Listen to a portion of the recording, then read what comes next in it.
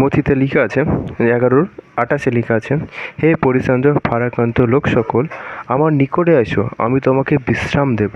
তো প্রভু যিশু এই বচনে বলছেন যে সেই সমস্ত লোকেদের বলছে যারা পরিশ্রম করে করে হাঁপিয়ে গেছো জীবন থেকে, তারা ভবিষ্যৎকে আর প্ল্যানিং করতে পারছো না, সেই বোঝ আর উঠাতে পারছো না, ফ্যামিলির না কোনো কিছুর বোঝ, সেই বোঝ আর তোমরা উঠাতে পারছো না, পরিশ্রম করে করে একদম হাঁপিয়ে শেষ হয়ে গেছো।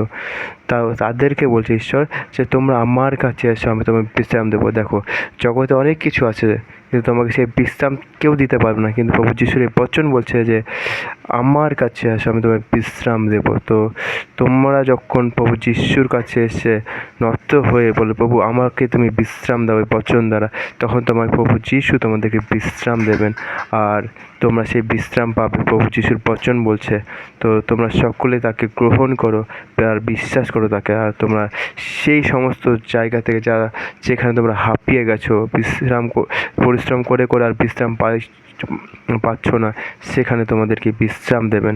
তো আমি প্রার্থনা করিব যে যারা সকলে এই বচনকে শুনছো তারা সকলে বিশ্রাম পাও সেই সমস্ত চিন্তাভাবনা থেকে। তোমরা যেখানে হাঁপিয়ে গেছো, তোমরা নিরাশা হয়ে গেছো, তোমরা বুঝতে পারছো না যে কীভাবে চলবে, তো আমি প্রার্থনা করছি বচন দ্বারা তোমাদেরকে সকলকে তোমার বিশ্রাম দিক প্রভু ঈশ্বর।